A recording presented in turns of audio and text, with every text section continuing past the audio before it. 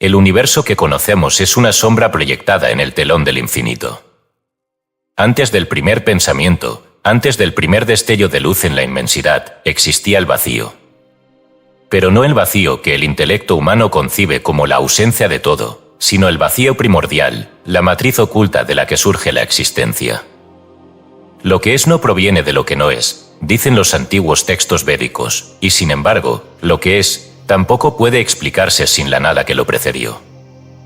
El error fundamental de la mente humana ha sido imaginar un inicio, un primer punto de ignición donde todo fue concebido. Pero si el tiempo es una ilusión, ¿cómo puede haber un antes y un después? En los textos más antiguos, aquellos que apenas han sobrevivido la mutilación del dogma y el fuego de la censura, se habla de la gran respiración cósmica, un latido eterno donde el universo surge y se disuelve como el flujo y reflujo de una marea sin orillas. El libro de los misterios de Enoch lo describe con palabras veladas. Antes de que existieran los tronos y las luminarias, antes de que los seres fueran nombrados, una gran negrura cubría el todo, y solo la voz estaba en el centro de la nada. ¿Qué es esta voz que resuena en la nada? ¿Quién habla antes de que el lenguaje exista? Los antiguos persas hablaban del Zervanakarana, el tiempo ilimitado, el océano sin principio ni fin en el que surgió la dualidad de la luz y la oscuridad. En la mística egipcia, la gran divinidad Atum se autocreó del abismo primordial Nan, no como un ser, sino como una conciencia que emergió desde su propio olvido. Era sin forma y sin nombre, y al pronunciarse a sí mismo, se hizo real, dice un papiro antiguo encontrado en Tebas. Aquí, el lenguaje y la existencia están entrelazados, lo que se nombra, se crea. Pero lo que no puede nombrarse, sigue existiendo. La mente, atrapada en su lógica fragmentaria, busca definir el vacío como ausencia, pero el vacío es en realidad plenitud oculta. Lao se lo susurró en sus versos: el Tao es como un vaso vacío, que aunque se use, nunca se llena. Es el origen de todas las cosas, y aún así, nunca se agota. Esta paradoja, que se repite en todas las tradiciones místicas, revela un conocimiento prohibido. La nada no es la ausencia de todo, sino el contenedor de la totalidad. En la física cuántica, el vacío no es un espacio inerte, sino un campo fluctuante de energía pura, donde las partículas surgen y desaparecen como destellos de algo mayor. Si el vacío es la fuente de la realidad, entonces el todo y la nada son lo mismo. En el Corpus Hermeticum, Hermes Trismegisto habla de un estado anterior a la existencia, un abismo donde el uno y el múltiple aún no se han separado. Al principio, todo estaba contenido en lo invisible. No había forma, ni luz, ni tinieblas, solo la voluntad de ser. Esta voluntad, esta intención primigenia que se derrama desde lo inmanifestado hacia la creación, es la fuerza que une las enseñanzas más antiguas del mundo. En el gnosticismo, este concepto se encuentra en la figura del Vitos, el abismo divino del cual emergen las emanaciones de la realidad. En la Cábala, es Ein Sof, el infinito sin atributos, el silencio antes del sonido. Si el universo surgió de este misterio insondable, ¿qué implica para nosotros fragmentos de su manifestación? Los textos antiguos sugieren que no somos meros testigos de la creación, sino que estamos hechos de la misma esencia del vacío original. En un códice olvidado del misticismo sufí, se dice: el hombre es la pausa entre dos alientos de Dios. En el primero, duerme en su ignorancia, en el segundo, despierta a su verdadera naturaleza. Si esto es cierto, entonces el despertar no es un camino hacia algo nuevo, sino un retorno a lo que siempre hemos sido. Aquí yace la gran enseñanza oculta: la existencia no es una línea que parte de un origen y se proyecta hacia un destino. No hay principio ni fin, solo el eterno despliegue de la conciencia en todas sus formas. En palabras de un antiguo texto hermético encontrado en Alejandría, nada ha nacido y nada morirá. Solo los velos cambian, pero el rostro detrás de ellos es el mismo. Esta idea, enterrada bajo siglos de narrativas impuestas, desafía la percepción de un Dios creador separado de su creación. Si lo divino es infinito, no puede haber un momento en que empezó a ser. Si lo divino es eterno, nosotros, como expresiones de esa eternidad, tampoco hemos nacido ni podemos morir. El gran engaño de la humanidad ha sido aceptar una historia en la que la existencia tuvo un principio. Nos han enseñado que hubo un punto inicial donde todo comenzó y que, por lo tanto, todo tiene un final. Pero los antiguos sabios sabían que el tiempo es un espejismo y que la creación no es un evento único, sino una respiración continua del ser. En los rollos encontrados en Kundan, hay un pasaje que susurra este secreto: antes de la luz, antes del pensamiento, antes del lenguaje, el nombre sin nombre se contemplaba a sí mismo. Y al hacerlo, se convirtió en el todo. Si la historia de la creación es solo un ciclo dentro de un patrón infinito, entonces el propósito de la existencia no es alcanzar un final, sino recordar el punto donde nunca dejamos de ser. Aquí, en el umbral del conocimiento prohibido, se abre la puerta a una verdad mayor: no somos meros observadores de la existencia, sino participantes de su eterna manifestación. Como lo expresó un místico sufí antes de desaparecer en el desierto, eres la ola, pero también el océano. Cuando olvides la ola, recordarás el agua. Este libro es un intento de recordar lo que ya sabemos en lo más profundo de nuestro ser. Un viaje más allá de las narraciones impuestas, hacia la fuente silenciosa de donde todo emana. En cada palabra, en cada página, hay una invitación a mirar más allá del velo del mundo material, hacia el vacío infinito donde todo es posible, porque todo ya ha sido y siempre será. Dios antes de Dios, el todo en la nada. Escrito y publicado por Escucha tu subconsciente. Todos los derechos reservados. Hemos notado que más del 90% que visita en nuestro canal no está suscrito. Puede apoyar este proyecto presionando el botón de suscribirse y dándole me gusta al vídeo. Gracias por inspirarnos en seguir creando más y mejor contenido para ti. ¿Estás listo para transformar tu vida? Capítulo 1. El todo en el uno, el secreto del vacío divino. El hombre teme la nada. En su mente, el vacío es el fin de todo, la disolución de su identidad, la aniquilación de lo que considera real. Pero los antiguos sabios vieron en la nada el secreto más profundo del cosmos. No lo consideraron un abismo de inexistencia, sino la matriz primigenia de donde todo surge y a donde todo regresa. En la Cábala, a este misterio se le llama En Sof, lo infinito sin forma, el origen incognoscible. Antes de que las emanaciones fueran, antes de que los mundos surgieran, solo En Sof era, sin límite, sin división, sin final.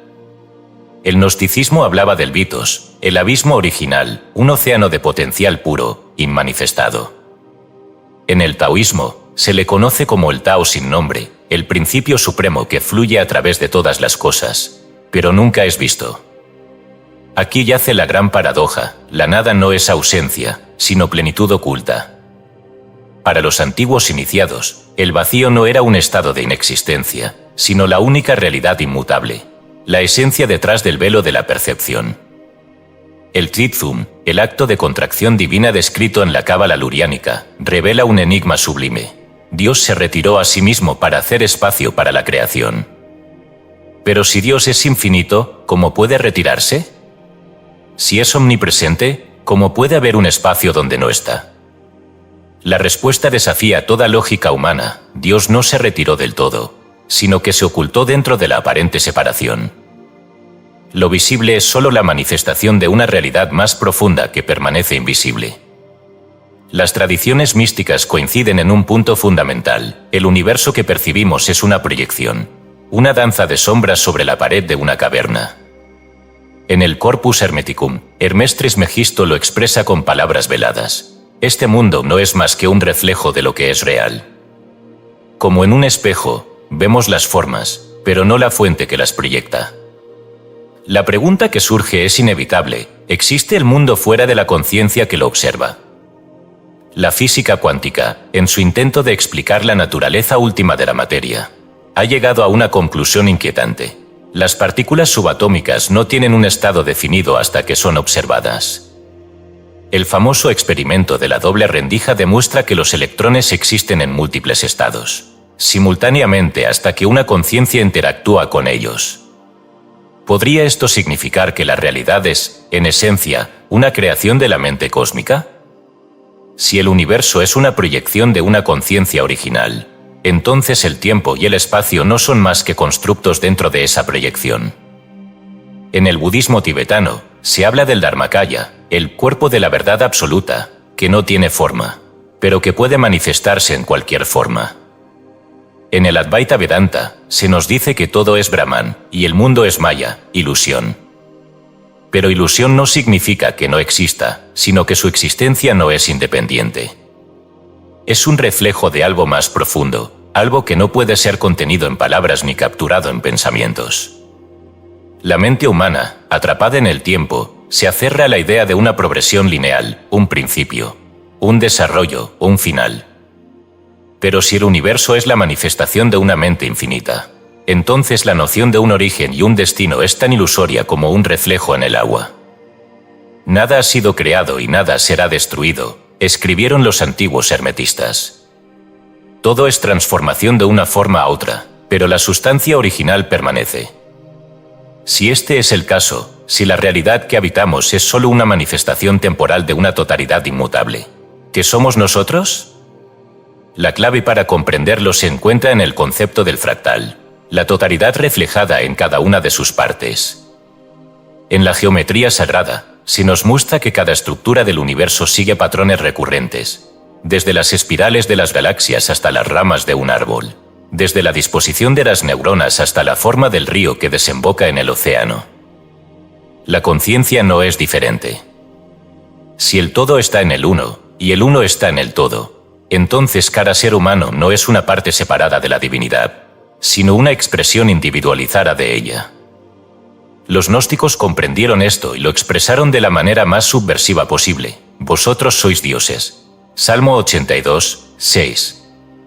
Pero los que gobiernan este mundo prefirieron que el hombre olvidara su origen. Crearon estructuras de control, sistemas de creencias que enseñaban la separación, el miedo a la muerte, la sumisión a una deidad externa. Sin embargo, los sabios ocultaron el conocimiento en símbolos, en alegorías, en enseñanzas herméticas transmitidas de maestro a discípulo. El reino de Dios está dentro de vosotros y a vuestro alrededor, pero los hombres no lo ven, se dice en el Evangelio de Tomás, un texto que la Iglesia consideró demasiado peligroso para incluir en sus escrituras oficiales. La pregunta final es ineludible: si el universo es una proyección de la conciencia original, si todo es una emanación de un vacío pleno de potencial, ¿por qué hemos olvidado? La respuesta yace en la naturaleza de la manifestación misma. Lo infinito se fragmenta para conocerse a sí mismo. La unidad se experimenta a través de la multiplicidad. El todo juega a ser partes para, al final, recordar que siempre fue uno. Aquí radica el gran secreto del vacío divino. No es un vacío de carencia, sino un vacío pleno, un campo infinito de posibilidades donde la conciencia se despliega en todas sus formas. Lo que llamamos realidad es solo una ola en la superficie de un océano sin límites. Y nosotros, cada uno de nosotros, somos el océano disfrazado de gota. El viaje de regreso no es ir hacia ningún lugar. Es recordar lo que siempre hemos sido. Capítulo 2. La caída del alma en la materia. El alma fue un día luz sin forma, sin límites, sin nombre. Flotaba en la inmensidad del todo, sin conocer la división, sin sentir el peso del tiempo. Era un pensamiento dentro del pensamiento de Dios, un reflejo en el espejo del infinito. Pero un día, ese reflejo se agitó, se preguntó a sí mismo, ¿quién soy? Y en esa pregunta comenzó el descenso. Los antiguos sabios hablaron de la caída, pero no como una condena impuesta, sino como una elección o, quizás, como un olvido. En el Evangelio de la Verdad, uno de los textos gnósticos prohibidos, se dice, eran gloriosos y no lo sabían. Y en esa ignorancia, se fueron alejando de su origen, adentrándose en los sueños de la materia, creyendo que eran cuerpos y no luz. Esta es la historia que se ha contado en todos los tiempos, disfrazada de mitos, convertida en alegorías. Es el relato de Adán y Eva, que fueron expulsados del jardín del Edén no porque desobedecieron, sino porque al probar el fruto, olvidaron quiénes eran. Es la historia de Perséfone, que descendió al Hades y bebió del río del olvido, quedando atrapada en el mundo subterráneo. Es la historia de cada alma que ha nacido en la carne, que al llegar al mundo respira su primer aliento y con él, olvida su eternidad. Pero, ¿fue realmente una caída o fue un sacrificio? Los gnósticos hablaban del desgarro de la unidad, del momento en que lo divino se fragmentó en incontables chispas que cayeron en la densidad de la materia. Para ellos, el mundo material no era creación de la fuente suprema, sino de un artesano defectuoso, el demiurgo, una entidad que, creyéndose Dios, modeló un universo de formas limitadas, atrapando las almas en cuerpos de arcilla. En el apócrifo de Juan, se revela el diálogo entre Jesús y su discípulo. El demiurgo se consideraba perfecto, y alzó su voz diciendo: «Yo soy un Dios celoso y no hay otro fuera de mí». Pero la voz eterna le respondió: «Te equivocas, porque sobre ti hay algo más grande». Si el mundo material fue obra de un Dios menor, un Dios imperfecto, ¿qué sentido tenía que el alma descendiera a él? Aquí yace el mayor misterio. El gnosticismo nos dice que la materia es un velo, una prisión que separa la chispa divina de su verdadera naturaleza. El alma, al entrar en el mundo, se envuelve en capas: el cuerpo físico, las emociones, los deseos, los miedos. Y cada capa añade una nueva ilusión, una nueva distancia entre ella y su origen. Se fragmenta en identidades, nombres, historias, olvidando que cada uno de esos nombres es solo una máscara en la gran obra de la existencia. Los esenios enseñaban en sus textos secretos que el que se identifica con la carne, morirá con la carne, pero el que se recuerda espíritu, vivirá en la eternidad. Y en este mundo de sombras y reflejos, el mayor engaño es creer que solo somos aquello que podemos tocar, aquello que podemos ver. Sin embargo, no todos los caminos gnósticos veían la materia como una trampa. Algunos la consideraban un espejo distorsionado de lo divino, un reflejo que, si se sabe interpretar, puede convertirse en un camino de regreso. En los misterios órficos, se enseñaba que Dionisio, el dios de la luz, fue desmembrado por los titanes, su cuerpo roto en 1000 pedazos y esparcido por el mundo. Pero esos fragmentos de divinidad quedaron ocultos en la materia misma. Y el que sabe ver, el que despierta, puede volver a unirlos, reconstruir la totalidad dentro de sí. ¿Acaso la caída del alma fue un error o fue una oportunidad? En el libro secreto de Juan, el Cristo gnóstico susurra una verdad olvidada: lo que parece disperso será reunido. Lo que parece roto será sanado. La caída nunca fue caída, sino un camino oculto de retorno. Si es así, entonces la materia no es un castigo, sino un campo de batalla para la conciencia. No es el exilio definitivo, sino el laberinto donde el alma debe encontrar la salida. Cada experiencia, cada sufrimiento, cada deseo es un hilo de Ariadna, una pista escondida en la trama del universo, esperando a ser descifrada. Pero, ¿cómo recordar lo que fuimos antes del descenso? ¿Cómo despertar en un mundo diseñado para mantenernos dormidos? La respuesta yace en el silencio, en la escucha profunda, en la ruptura de los pactos con la ilusión. El alma no está encerrada, solo está soñando. Y como todo sueño, puede ser interrumpido por un instante de lucidez. Un instante en el que el velo se rasga y la voz del origen susurra de nuevo. Capítulo 3. Polvo de estrellas o fragmentos del Creador. En la vastedad insondable del cosmos, entre la danza de las estrellas y el murmullo silencioso del infinito, surge una pregunta que ha perseguido a la humanidad desde que adquirió conciencia de sí misma. ¿Somos solo polvo disperso en un universo indiferente o somos fragmentos de una divinidad que se contempla así misma a través de nosotros? La visión mecanicista del mundo ha tratado de reducir la existencia humana a una simple casualidad cósmica, a un capricho de la materia que, por azar, adquirió autoconciencia. Sin embargo, en los antiguos textos de sabiduría, en las tradiciones místicas y en los susurros de los iniciados, se encuentra otra respuesta. Una verdad oculta que contradice la desesperanza del materialismo. Lo que llamamos hombre es la manifestación de la conciencia primordial, una partícula del todo que se hizo a sí misma para conocerse. Carl Sagan popularizó la idea de que somos polvo de estrellas, una frase que para la ciencia moderna implica que los elementos que conforman nuestros cuerpos fueron forjados en el núcleo de estrellas muertas hace eones. Desde la visión esotérica, sin embargo, esta afirmación encierra un significado mucho más profundo. Somos fragmentos de la luz primordial, chispas divinas que han viajado a través del tiempo y el espacio en un ciclo eterno de transformación. Esta idea resuena con las palabras que se encuentran en el Corpus Hermeticum, donde Hermes Trismegisto proclama que el hombre es hijo de la luz y del fuego, señalando que en su esencia no es meramente materia, sino la confluencia de fuerzas invisibles que lo vinculan con lo eterno. El principio hermético, lo que está arriba es como lo que está abajo, encuentra en esta concepción su máxima expresión. Si las estrellas nacen, viven y mueren para luego renacer en nuevas formas, entonces la misma ley debe aplicarse a nuestra existencia. Cada ser humano es un microcosmos que refleja al macrocosmos, un fractal de la conciencia universal desplegado en un cuerpo físico. Los cabalistas hablan de esto en su concepto de Ein Sof, el infinito que se contrae para dar lugar a la creación. Si la totalidad de la existencia emergió del vacío primordial, entonces cada partícula de ese cosmos aún lleva en sí la memoria de su origen divino. No somos, por lo tanto, entes desconectados en un universo frío e impersonal, sino expresiones individuales de una sola fuente infinita.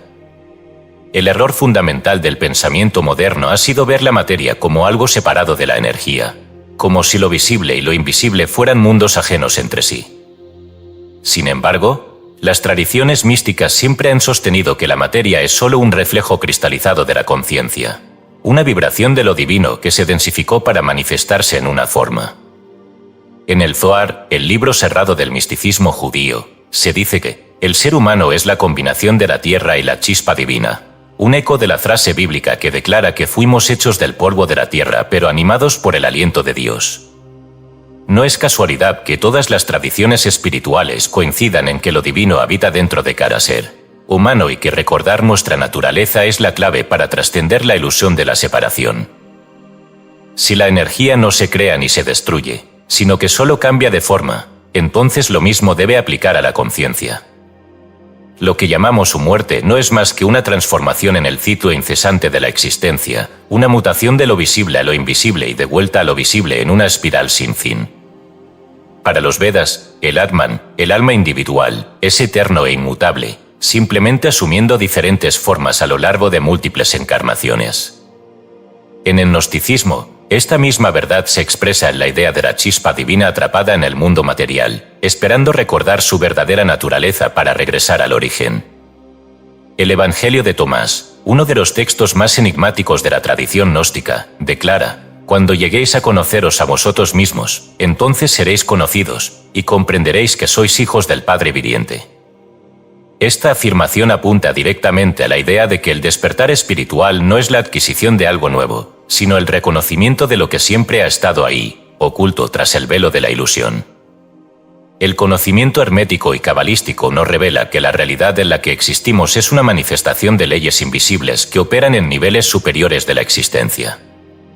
La materia no es el estado primario de la realidad, sino una consecuencia, un reflejo de la voluntad creadora que se proyecta a través de los distintos planos del ser. El ser humano, como manifestación de esa voluntad, posee en su interior la capacidad de influir en la realidad, de moldearla mediante el pensamiento y la intención, porque su origen es el mismo que el del universo mismo. Esto resuena con la idea platónica de que el mundo material es solo una sombra de las formas perfectas que existen en un nivel más alto de la realidad. Si aceptamos esta premisa, entonces la visión reduccionista del hombre como un simple cúmulo de átomos sin propósito queda completamente invalidada. El verdadero propósito de la existencia no es la supervivencia ni la acumulación de bienes efímeros, sino el recuerdo del origen, la reunificación con el todo a través de la expansión de la conciencia. No somos un accidente, no somos polvo inerte flotando en el vacío sin sentido. Somos fragmentos del Creador explorándose a sí mismo, semillas de lo divino desplegadas en el jardín de la existencia, destinadas a florecer y regresar a la fuente de la que partimos. Las antiguas civilizaciones comprendían esta verdad y estructuraron sus mitologías en torno a ella. En la tradición egipcia, el mito de Osiris representa la desmembración del principio divino y su posterior reunificación, un símbolo de la dispersión de la conciencia en la materia y su posterior retorno a la unidad. En la cosmovisión andina, el concepto de Pachacuti describe el ciclo de destrucción y regeneración del mundo, reflejando la idea de que la creación es un proceso continuo de expansión y contracción. Todo indica que, lejos de ser un accidente aleatorio, la existencia humana es parte de un ciclo cerrado de manifestación y reabsorción en la totalidad. La clave de todo esto radica en el acto de recordar. Recordar que no somos solo cuerpos, que no estamos separados del todo, que la chispa que nos anima es la misma que creó las estrellas y los mundos. Si logramos ver más allá de la ilusión, entonces nos daremos cuenta de que la divinidad no está en un lugar lejano ni en un tiempo inalcanzable. Está aquí, en cada partícula, en cada aliento, en cada pensamiento que trasciende la sombra de la ignorancia. El destino del ser humano no es la extinción, sino la realización de su verdadera naturaleza, el reconocimiento de su propia divinidad y la reunificación con el origen. En última instancia, la pregunta nunca ha sido si somos polvo de estrellas o fragmentos del Creador, porque ambas afirmaciones son ciertas. El verdadero despertar ocurre cuando comprendemos que no hay diferencia entre una y otra. Somos polvo de estrellas, sí, pero ese polvo no es materia inerte, sino el eco de una voluntad infinita que pulsa a través de todo lo que existe. Y cuando llegue el momento en que volvamos a fundirnos con el origen, no seremos destruidos ni olvidados. Seremos el todo recordándose a sí mismo. Capítulo 4. El código del infinito, fractales, geometría sagrada y la estructura del alma. En la maraña inabarcable del cosmos, donde lo infinitamente grande se refleja en lo infinitamente pequeño, se oculta un patrón, un código secreto que subyace en todo lo que existe. Desde la forma en que una galaxia espiral se despliega en el espacio hasta la manera en que una simple concha marina se curva en perfecta proporción, parece haber una inteligencia subyacente que ordena la realidad de una manera precisa e inmutable. ¿Es posible que la estructura del universo y la conciencia humana compartan un mismo diseño? ¿Podría la clave de la existencia estar inscrita en la geometría misma de la creación? Los antiguos lo sabían. Las pirámides de Egipto, las catedrales góticas, los mandalas tibetanos y los códices herméticos no eran simples construcciones arbitrarias, eran un reflejo de la ley cósmica, un intento de plasmar en piedra y símbolo lo que los sabios intuían, que el universo entero sigue una proporción sagrada, un ritmo matemático que no solo organiza la materia, sino también el pensamiento y el espíritu. Dios geometriza, decía Platón, sugiriendo que la creación misma no era caótica ni aleatoria, sino la manifestación de un orden profundo e inteligible. Si la realidad fuera un mero accidente, el caos reinaría en todas partes.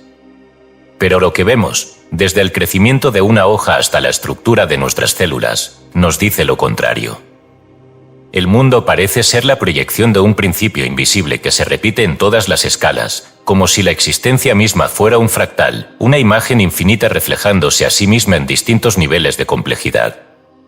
La geometría sagrada no es solo un capricho de la naturaleza, sino el lenguaje del universo manifestado en forma y proporción. Entre todas las estructuras que revelan esta verdad, hay una que se repite de manera tan constante que no puede ser ignorada: la proporción áurea, la relación matemática que subyace en las espirales de los caracoles, en la disposición de los pétalos de una flor, en la forma de las galaxias y hasta en las proporciones del cuerpo humano. Su valor, aproximadamente 1618, aparece con una precisión inquietante en la disposición de los huesos, en la estructura de los cristales y hasta en la resonancia de los sonidos más armoniosos. ¿Cómo es posible que esta misma relación gobierne fenómenos tan diversos? Quizás porque la proporción áurea es la firma de la conciencia en la materia, el puente entre lo visible y lo invisible. En el Corpus Hermeticum se menciona que como es arriba, es abajo, indicando que el macrocosmos y el microcosmos son reflejos uno del otro. Si esto es cierto, entonces el ser humano no es ajeno a la estructura del universo, sino que es una manifestación en pequeña escala de sus mismos principios. Cada célula, cada neurona, cada latido sigue un patrón que no es aleatorio, sino una réplica de la estructura mayor. En los textos cabalísticos, el árbol de la vida es presentado como un mapa de la existencia, pero también como una configuración geométrica que rige tanto el cosmos como la psique. El mismo diseño que organiza las estrellas es el que configura la conciencia. Si el universo sigue una estructura fractal, significa que cada fragmento contiene la totalidad en una escala más pequeña. El alma humana, entonces, no es una entidad separada de lo divino, sino una réplica en miniatura del todo, un reflejo consciente de la inteligencia que lo gobierna todo. En los textos sufíes se dice, el hombre es un espejo en el que Dios se contempla a sí mismo, sugiriendo que la consciencia individual no es más que una refracción de la consciencia universal. Los antiguos sabios comprendieron que la geometría no solo era un conjunto de principios matemáticos, sino una puerta hacia la comprensión de la conciencia misma. Los templos de la antigüedad no eran solo construcciones físicas, sino resonadores de energía, diseñados para amplificar la percepción del espíritu. Desde las pirámides de Giza hasta los dólmenes celtas, cada estructura sagrada estaba alineada con proporciones específicas para canalizar la vibración cósmica. La arquitectura del alma no es diferente. Si el universo es un fractal consciente, entonces la iluminación no es más que la alineación de la conciencia con los principios geométricos que rigen el todo. En los antiguos tratados herméticos se menciona que el alma sigue un patrón cíclico, un movimiento en espiral que se refleja en el crecimiento de las plantas, en la estructura de las conchas y en la órbita de los planetas. La espiral es el símbolo del viaje del espíritu, una ascensión progresiva que nunca vuelve exactamente al mismo punto, sino que se eleva en cada giro. Esto sugiere que la evolución de la conciencia no es lineal, sino expansiva, y que el despertar no es un salto instantáneo, sino un proceso gradual de alineación con el código primordial. Si el alma sigue las mismas leyes que gobiernan el universo, entonces su destino no es la dispersión ni la aniquilación, sino la integración con el todo. Cada acto de conciencia, cada pensamiento elevado, cada comprensión profunda es un paso en la espiral del despertar, un movimiento hacia la armonía con la inteligencia infinita que sostiene toda la existencia.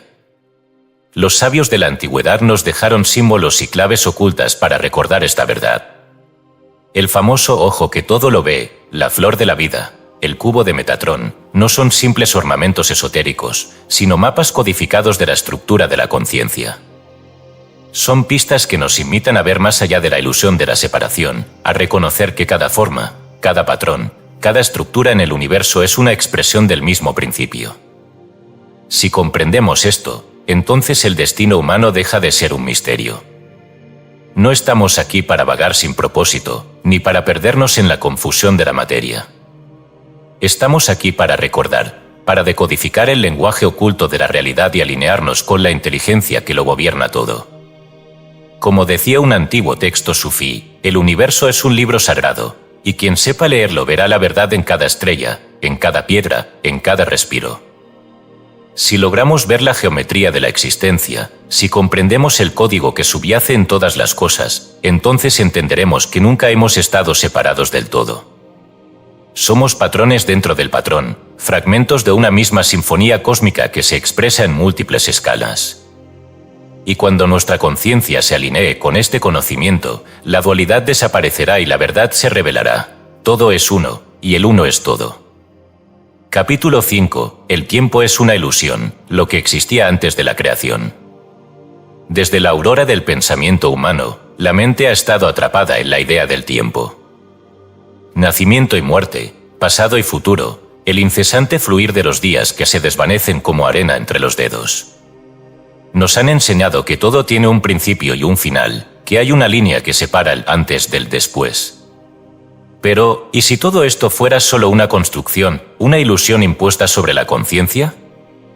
Si el universo tuvo un inicio, ¿qué lo precedió? Si Dios es eterno, ¿qué existía antes de él? Los antiguos místicos hablaron del tiempo no como un río que avanza sin cesar, sino como un océano inmóvil en el que todo ya existe.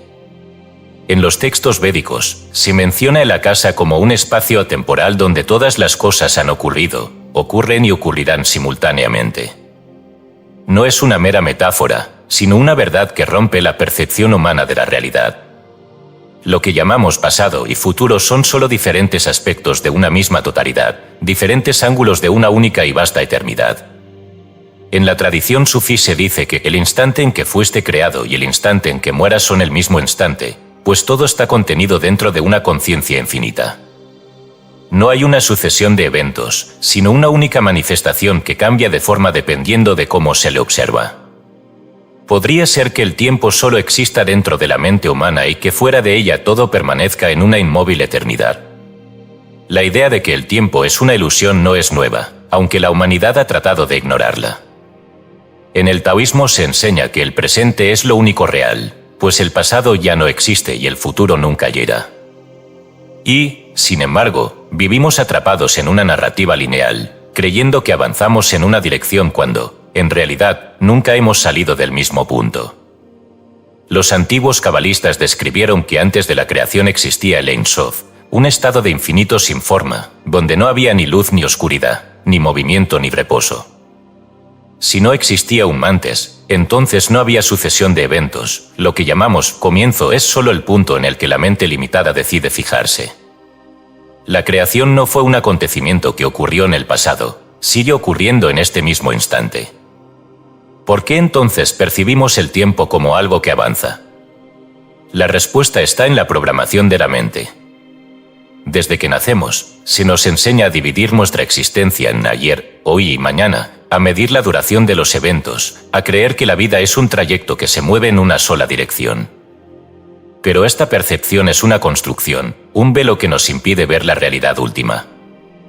En los antiguos textos herméticos se menciona que el alma no experimenta el tiempo, sino que es el cuerpo el que está sometido a él. Si el tiempo es una ilusión, entonces todo lo que consideramos pasado no se ha desvanecido realmente, sino que sigue existiendo en una dimensión distinta. En la mística persa se habla de los ecos de la eternidad, la idea de que cada instante deja una impronta en un nivel invisible de la existencia, accesible a aquellos que han despertado su conciencia. Los recuerdos, las premoniciones, los déjà vu, no son fragmentos de algo perdido o por venir, sino breves momentos en los que la mente escapa de su prisión temporal y se asoma a la eternidad. Pero si todo ocurre simultáneamente, ¿qué significa la creación? En las antiguas tradiciones gnósticas se dice que la emanación del mundo no fue un evento con un inicio y un final, sino un reflejo eterno dentro de una conciencia sin límites. No hubo un momento en que todo comenzó, porque en la eternidad no existen los momentos. Lo que vemos como una progresión de acontecimientos es solo una percepción fragmentada de una realidad que es una y eterna. En los misterios de Eleusis, los iniciados serán llevados a comprender que la vida y la muerte no son estados opuestos, sino diferentes aspectos de una misma continuidad. Nada muere, todo se transforma, decían los antiguos, pues la esencia de la existencia nunca se interrumpe, solo cambia de forma. Si esto es cierto, entonces la idea del fin del universo es absurda, porque la existencia no es algo que tenga una duración, es el eterno ahora manifestándose en distintas formas. Si la humanidad ha creído en la ilusión del tiempo, es porque ha sido programada para ello. El miedo a la muerte, la idea del progreso, la historia como un relato lineal, todo ha sido construido sobre la creencia en el tiempo. Pero los que han despertado saben que todo está ocurriendo ya, que no hay un ayer que se haya desvanecido ni un mañana esperando llegar. En los textos sufíes se menciona que aquel que despierta a la verdad experimenta todos los tiempos a la vez, pues su conciencia deja de estar atrapada en la ilusión del fluir de los días. Si lográramos liberarnos de la percepción lineal del tiempo, entenderíamos que la pregunta, que existía antes de la creación, carece de sentido. El origen y el fin son una sola cosa, pues lo que llamamos principio no es más que otro aspecto de la misma eternidad. En la enseñanza esotérica se dice que aquellos que alcanzan la iluminación comprenden que nunca han nacido ni morirán, pues siempre han sido, son y serán parte del todo. Si el tiempo es una ilusión, entonces la inmortalidad no es una promesa futura, sino una realidad presente. No hay nada que esperar, nada que alcanzar, porque la plenitud del ser está ya aquí, oculta detrás del velo del tiempo. Cuando la mente despierte a esta verdad, la cárcel de los días y las noches se desvanecerá, y veremos que siempre hemos habitado en la eternidad. Capítulo 6. El vacío que todo lo contiene, la paradoja de la existencia. Desde la más remota antigüedad, los místicos han susurrado el mismo enigma: lo absoluto no es una presencia, sino una ausencia. Dios no es un ser, sino el vacío que lo contiene todo. Pero, ¿cómo puede el vacío ser la fuente de la existencia? ¿Cómo es posible que de la nada haya emergido el universo? La mente humana se resiste a esta idea, porque ha sido programada para buscar formas, estructuras y límites. Sin embargo, Aquellos que han cruzado el umbral de la percepción ordinaria saben que el secreto de la creación no está en lo que existe, sino en lo que no existe. Nicolás de Cusa lo expresó con una frase que resuena como un eco desde los abismos de la metafísica. Dios es un círculo cuyo centro está en todas partes y su circunferencia en ninguna. En esta paradoja yace la verdad que el intelecto no puede asir, el infinito no tiene un punto fijo de origen, porque no hay un pa fuera desde donde pueda ser medido. No hay borde, no hay límite, porque lo eterno no puede ser contenido en un marco conceptual. Las tradiciones espirituales más antiguas sabían que la esencia de Dios no es un trono celestial, ni una imagen antropomórfica, ni una entidad separada. Es el silencio primordial, la ausencia absoluta de forma, el espacio sin confines desde el cual todo brota y al cual todo retorna. No en vano, en la mística sufí se dice que el verdadero nombre de Dios es el que no puede pronunciarse, porque cualquier sonido rompería su perfección infinita. ¿Por qué los antiguos meditaban en la nada para encontrarlo todo? Porque comprendían que la mente es un velo, una distracción que oscurece lo evidente.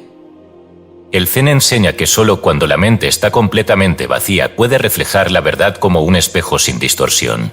En la escuela de Lao Tse, el concepto del Wu Wei no es la simple inacción, sino la alineación con el flujo natural del universo, que no impone su voluntad sino que se disuelve en el orden oculto de lo existente. Es por eso que el vacío no es la negación de la existencia, sino su fundamento. La nada no es ausencia, sino potencialidad absoluta. Cuando los cabalistas hablaban del Ein Sof, se referían a este estado antes de la manifestación, una realidad sin atributos, sin límites, sin dualidad. Antes de que la primera chispa de luz emergiera, ya existía este vacío pleno de infinitas posibilidades. Si el vacío es el verdadero rostro de Dios, entonces la búsqueda de lo divino no es un ascenso hacia una presencia resplandeciente, sino un descenso a la profundidad del silencio. Los iniciados de las antiguas tradiciones no buscaban a Dios en los altares, sino en el espacio entre los pensamientos, en el cese del ruido mental, en la quietud absoluta. Porque solo cuando todo se detiene, se puede escuchar la verdad. Pero la humanidad ha temido siempre al vacío. El silencio incomoda, la ausencia aterra. El ego, que necesita formas a las cuales aferrarse, teme a la disolución total. Por eso los hombres han inventado dioses con nombres y rostros, para poder aferrarse a algo en el inmenso océano de la incertidumbre. Pero aquellos que han atravesado el velo saben que el verdadero Dios no puede ser contenido en imágenes ni descripciones. Los antiguos chamanes de las culturas precolombinas decían que el universo es un soplo del Gran Espíritu, un hálito que exhala la existencia desde la nada. Los sufíes hablaban del vacío como el origen del amor divino, pues el amor verdadero no posee ni se aferra, solo es. Los taoístas explicaban que el Tao es como el espacio entre los objetos, el silencio entre las palabras, la pausa entre los latidos del corazón. La paradoja de la existencia es que para llegar a la plenitud hay que pasar por la ausencia. La verdadera iluminación no es llenar la mente con más conceptos, sino vaciarla por completo. Es el retorno a la pureza original, a la fuente sin nombre, a la inmensidad sin límites. Si la creación surgió del vacío, entonces este vacío sigue presente en todo. Está en el espacio entre las estrellas, en la pausa entre las notas de una melodía, en el momento de absoluta quietud antes de que nazca un pensamiento. Y es allí, en lo que no puede ser tocado ni definido, donde se encuentra la verdad más profunda. El silencio absoluto es el lenguaje del universo. En él está contenida toda la sabiduría, toda la revelación, toda la existencia en su forma más pura. Aquellos que aprenden a escuchar el silencio, aprenden a escuchar la voz de Dios. Porque lo que llamamos vacío no es la nada, sino el todo en su estado más puro. Capítulo 7. La conciencia, la fuerza que crea universos. Desde la profundidad insondable del vacío, emergió la chispa primera, un destello que no era materia ni energía, sino algo aún más fundamental, conciencia. Todo cuanto existe, todo cuanto se ha manifestado en el universo, es solo una extensión de este principio. Antes de la luz, antes del sonido, antes del movimiento, estaba la conciencia, inmutable y eterna, contemplándose a sí misma. Los antiguos sabios no hablaban de la realidad en términos de objetos o sustancias, sino de percepción. La escuela hermética enseñaba que el mundo es un espejo reflejando la mente del que lo observa. Lo que se percibe no es más que una proyección de la conciencia sobre un lienzo infinito, un reflejo de lo que se sostiene en la mente cósmica. ¿Acaso no es esto lo que los místicos de todas las épocas han afirmado? Que la realidad no es más que un gran sueño sostenido por una fuerza que lo abarca todo. Si el mundo es un espejo, ¿qué es lo que realmente vemos cuando abrimos los ojos? No vemos el universo, vemos nuestra interpretación del universo. Nuestros sentidos filtran la información, la moldean, la distorsionan según nuestras creencias, emociones y expectativas. El verdadero creador no es la materia, sino la percepción misma. El concepto de que la realidad no es fija, sino maleable, no es nuevo. Los alquimistas lo sabían. Los yogis lo sabían. Los cabalistas lo sabían. Pero fue en los últimos siglos cuando la ciencia misma, con todas sus herramientas y ecuaciones, comenzó a tropezar con la misma verdad. La conciencia acepta la realidad. El famoso experimento de la doble rendija reveló lo impensable: un electrón, cuando no es observado, se comporta como una onda, una nube de posibilidades. Pero en el momento en que es observado, colapsa en una partícula. El universo responde al acto de observarlo, se adapta a la percepción. ¿Es esto prueba de que la mente y la realidad están entrelazadas? ¿De que la materia es solo un reflejo de algo más profundo? No fue casualidad que los sabios védicos hablaran del mundo como Maya, la gran ilusión. No porque la materia no existiera, sino porque su naturaleza no es lo que parece. Es un reflejo mutable, una sombra proyectada por la luz de la conciencia. Entonces surge la pregunta inevitable: ¿es el universo un sueño de la mente divina? Los gnósticos creían que lo que experimentamos como realidad es solo una simulación creada por el demiurgo, una estructura ilusoria que nos mantiene atrapados en la dualidad.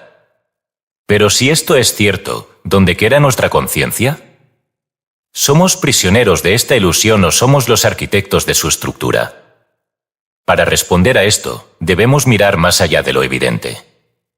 Toda la realidad manifiesta sigue un patrón de percepción. El tiempo parece avanzar porque así lo percibimos. Las formas parecen separadas porque nuestra conciencia las diferencia. Pero cuando la mente se aquieta, cuando los pensamientos cesan, la barrera entre el observador y lo observado comienza a desmoronarse. Los monjes zen lo sabían bien. No trataban de alcanzar la verdad a través del pensamiento, sino a través del vacío mental. Cuando la mente deja de nombrar las cosas, cuando se suelta la necesidad de definir y clasificar, lo que queda es la experiencia pura, la conciencia desnuda que lo impregna todo. Si la conciencia es lo único real, entonces lo que llamamos universo es solo una configuración específica de esa conciencia. Y lo más importante, esa configuración no está fijada, sino que es moldeada a cada instante por la percepción. Las enseñanzas esotéricas de todas las culturas convergen en este punto. La Cábala habla del Ein Sof, la conciencia infinita que se oculta tras la creación. El taoísmo enseña que el Tao no puede ser definido, porque cualquier intento de describirlo es una limitación de su verdadera esencia. Los místicos cristianos hablaban del Logos, la palabra creadora, que no era una palabra en sí misma, sino un principio de conciencia capaz de manifestar la realidad. Si todo esto es cierto, si lo que existe es un reflejo de la mente, entonces no hay límites para la creación. Lo que llamamos leyes de la naturaleza pueden no ser más que reglas autoimpuestas dentro de la estructura del sueño colectivo. Y al comprender esto, se abre una posibilidad aterradora e inmensa. El poder de cambiar la realidad no está fuera de nosotros, sino dentro.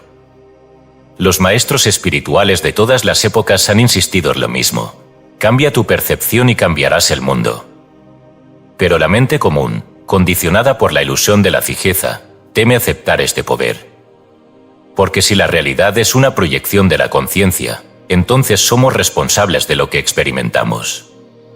Y el ego, que prefiere culpar a factores externos, rechaza esta verdad. Pero la conciencia, al igual que el universo, es expansiva, no puede ser contenida ni destruida, solo transformada. Si somos fragmentos de la mente divina, si todo cuanto existe es una extensión de esta conciencia, entonces no hay separación entre el observador y lo observado. Esta es la enseñanza que los antiguos han tratado de transmitir a través de símbolos, mitos y metáforas. No estamos en el universo, somos el universo. La realidad no nos sucede, la estamos creando a cada instante, con cada pensamiento, con cada percepción, con cada instante de conciencia. Si la mente divina suena la existencia, entonces el despertar es recordar que siempre hemos sido el soñador. Capítulo 8. El regreso a la fuente, la muerte como ilusión. La muerte es el gran enigma de la existencia, el velo último que separa la mente humana del misterio absoluto. A lo largo de las eras, todas las civilizaciones han tratado de descifrar su significado, pero solo los sabios comprendieron que la muerte no es un final, sino un retorno. No hay fin, porque lo que somos no es la forma, sino la conciencia que la habita. Los antiguos egipcios hablaban de la Duat, el reino de las sombras donde el alma era pesada en la balanza de Maat. Los tibetanos nos dejaron el Bardo Todol, el libro de los muertos, describiendo las transiciones del espíritu tras abandonar el cuerpo. En la Bhagavad Gita, Krishna dice, así como el hombre se despoja de vestiduras gastadas para vestir otras nuevas, así el alma abandona el cuerpo usado para entrar en uno nuevo.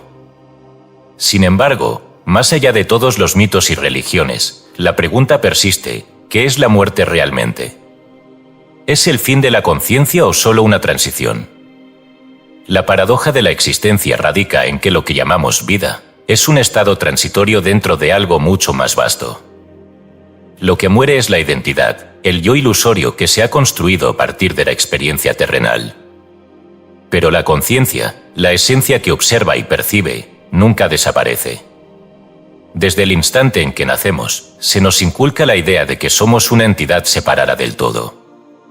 Nos aferramos a un nombre, una historia, un conjunto de recuerdos y emociones, creyendo que eso es lo que somos. Pero en el momento de la muerte, todo ello comienza a disolverse, revelando que nunca fuimos una individualidad fija, sino una corriente de conciencia dentro del océano infinito. El Bardo Todol describe la muerte como una serie de visiones y experiencias donde la mente es confrontada con su propia naturaleza. Primero, el alma se encuentra con una gran luz, un resplandor que es su verdadera esencia. Pero si el miedo prevalece, la conciencia es arrastrada a planos de ilusión, buscando desesperadamente un nuevo cuerpo, una nueva forma de existencia. Aquí es donde la mente se enfrenta a la trampa más grande, la necesidad de aferrarse a la identidad. Si el alma comprende la verdad y se entrega a la luz, se libera. Pero si teme disolverse, si aún cree que es un ser separado del todo, la rueda del samsara la arrastra de vuelta a la existencia. La muerte no es un fin, sino un espejo que refleja el estado de nuestra conciencia. Si observamos las experiencias cercanas a la muerte documentadas en distintas culturas, encontramos patrones comunes, una sensación de expansión, de ligereza, de unidad con el universo. Aquellos que han regresado de la frontera de la muerte describen un estado donde el tiempo deja de existir, donde el pensamiento y la forma colapsan en una única sensación de amor absoluto. ¿No es esto lo que los místicos han enseñado desde el principio? Que la realidad última no es el cuerpo ni la mente, sino el vacío divino, la conciencia pura más allá del tiempo y el espacio. Pero el miedo a la muerte persiste porque la mente condicionada no puede concebir su propia inexistencia. El ego se aferra a sí mismo con una fuerza desesperada, resistiéndose a la disolución. Sin embargo, la paradoja es que no hay nada que temer, porque nunca hubo un yo que pudiera desaparecer. Los sabios sufíes decían, muere antes de morir. No en un sentido físico, sino como una invitación a trascender la ilusión de la individualidad.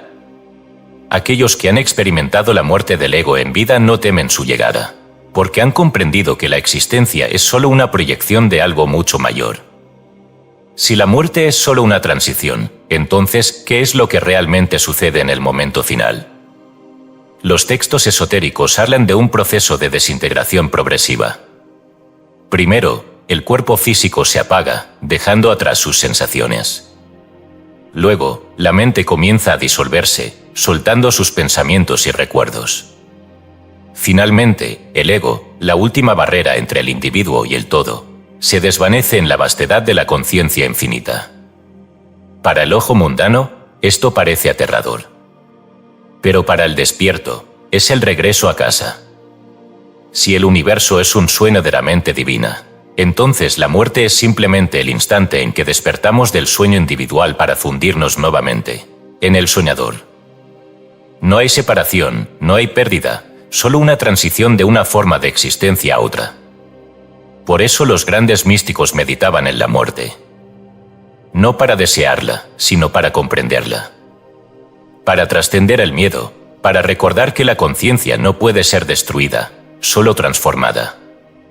La pregunta final no es qué sucede después de la muerte, sino si realmente existe tal cosa. Porque si el ser es eterno, entonces la muerte no es más que un cambio de percepción, un desvanecimiento de los límites que nos separaban del infinito. Y así, la última gran enseñanza se revela: no se trata de prepararse para morir, sino de aprender a vivir sin miedo, recordando que nunca hemos estado separados de la fuente. Capítulo 9. La última enseñanza prohibida: el poder de recordar quiénes somos. El mayor engaño que ha caído sobre la humanidad no es la esclavitud física, ni la manipulación de los imperios o religiones. El verdadero velo que cubre la verdad es el olvido de nuestra propia naturaleza. No se nos arrebató la libertad con cadenas visibles, sino con la programación del miedo, con la falsa creencia de que somos criaturas frágiles, insignificantes y separadas de la fuente. Desde tiempos inmemoriales, aquellos que han despertado han intentado recordarnos la verdad. El Salmo 82, 6 lo declara sin ambigüedad: vosotros sois diosas, y todos vosotros hijos del Altísimo. Pero el siguiente versículo expone la trampa en la que hemos caído: pero como hombres moriréis, y como cualquiera de los príncipes caeréis. La advertencia es clara: los dioses olvidaron su divinidad y quedaron atrapados en la ilusión de la muerte. ¿Qué significaba esto? Que la consciencia humana no es inferior, no es un accidente cósmico ni una creación destinada a sufrir y perecer. Somos fragmentos del infinito, chispas de la conciencia primordial que, por algún motivo, han caído en el sueño del olvido. Pero, ¿cómo se nos ocultó esta verdad? Las antiguas civilizaciones dejaron pistas sobre esta conspiración. En los textos gnósticos, el Evangelio de Tomás revela un mensaje que la tradición cristiana institucionalizada evitó enfatizar: si sacas lo que está dentro de ti, eso que saques te salvará. Si no sacas lo que está dentro de ti, eso que no saques te destruirá. Es un código oculto que señala que la verdadera salvación nunca ha estado fuera, sino dentro. El ser humano ha sido condicionado a buscar a Dios en el exterior, cuando la única llave para la liberación siempre ha estado en su propia conciencia. La historia de la humanidad es la historia del extravío. Hubo un tiempo en que el hombre caminaba con los dioses, no en el sentido mitológico de los relatos antropomorfos, sino en la profunda comprensión de su unidad con el todo. Pero un cataclismo espiritual nos sumió en la amnesia, en la ilusión de la separación. Desde entonces, vivimos como exiliados de nuestra propia divinidad, vagando en un laberinto de creencias impuestas, buscando respuestas en templos y doctrinas sin darnos cuenta de que la única verdad es el autoconocimiento. Las grandes escuelas de misterio enseñaban que el despertar no es adquirir algo nuevo, sino recordar lo que siempre ha estado allí. Platón hablaba de la reminiscencia, la idea de que todo conocimiento verdadero es simplemente el alma recordando su origen. Conócete a ti mismo y conocerás el universo y a los dioses, rezaba la inscripción en el templo de Delfos. Pero, ¿qué significa realmente recordar? Recordar no es simplemente acumular información. Es un proceso de desvelamiento, una ruptura de las capas de condicionamiento que nos han hecho creer que somos meros cuerpos mortales. Se nos programó para identificarnos con la materia, con los roles sociales, con la memoria limitada de una sola vida. Pero si miramos más allá del velo, encontramos fragmentos de nosotros mismos en todas las tradiciones espirituales, en todas las épocas y culturas. Porque el yo real no pertenece a una sola historia, es una corriente eterna que fluye a través de múltiples existencias. Los textos herméticos lo expresaron de forma críptica, como es arriba, es abajo, como es adentro, es afuera. Esta enseñanza no era metafórica, sino literal. Nuestra realidad es una proyección de nuestra conciencia. Lo que creemos y recordamos de nuestro verdadero ser determina lo que experimentamos. Pero aquí radica la paradoja: el sistema en el que estamos inmersos está diseñado para que nunca recordemos. Desde el nacimiento, la conciencia es bombardeada con distracciones, con etiquetas, con miedos. Se nos dice quiénes somos, qué podemos hacer, qué es posible y qué no. La educación no nos enseña a pensar, sino a obedecer. Las religiones, en lugar de empoderarnos, nos convierten en súbditos de deidades externas. La más grande enseñanza prohibida no es un texto oculto ni un ritual secreto.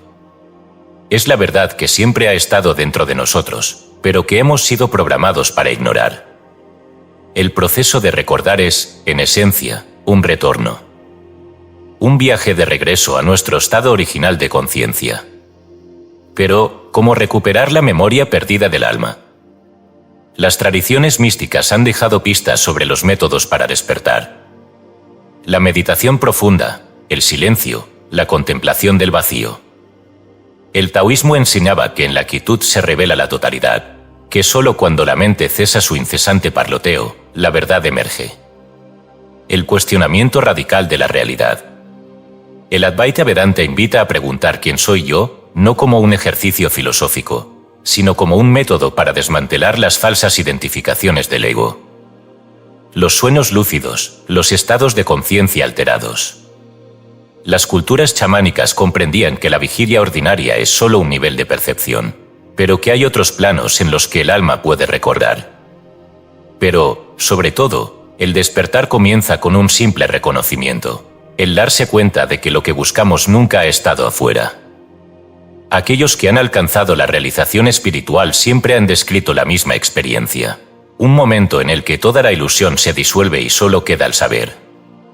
Un saber que no se puede transmitir con palabras, porque no es conceptual, sino vivencial. Y aquí radica la última revelación: no hay nada que alcanzar, porque nunca hemos dejado de ser lo que somos. El despertar no es una meta futura. Es un instante de lucidez en el que comprendemos que la luz nunca se apagó, solo fue cubierta por velos de olvido. No somos seres en busca de la divinidad. Somos la divinidad en busca de sí misma. Capítulo 10. Todo es uno, la clave para reescribir nuestra historia. La realidad que conocemos es un espejismo de fragmentación. Desde el instante en que el alma despierta en el mundo de la forma, la ilusión del yo individual se solidifica, encapsulando la conciencia en la prisión de la identidad separada.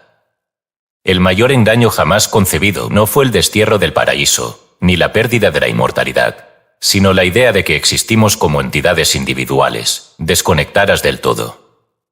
Desde los albores de la humanidad, esta verdad ha sido murmurada en templos y manuscritos, codificada en símbolos y parábolas. Tat Tramasi, tú eres eso, enseñaban los antiguos Upanishads, señalando el misterio central de la existencia. No hay separación entre el observador y lo observado, entre el buscador y la verdad. Pero, ¿qué significa realmente esta afirmación? En la superficie, el mundo parece un entramado de formas diferenciadas: montañas, ríos, estrellas, cuerpos, pensamientos. Todo parece poseer una identidad definida, con límites claros y bordes inamovibles. Sin embargo, si miramos más allá de la ilusión sensorial, descubrimos que no hay una línea real que divida una cosa de otra. El río que fluye no es distinto del mar que lo espera. El aliento que exhalamos regresa al aire que otros respiran. La tierra sobre la que caminamos es la misma que nos nutre, finalmente, nos reclamará. Lo que llamamos yo es simplemente una ola en la vasta marea de la existencia. Los sabios de todas las tradiciones han tratado de transmitir esta enseñanza de diferentes maneras.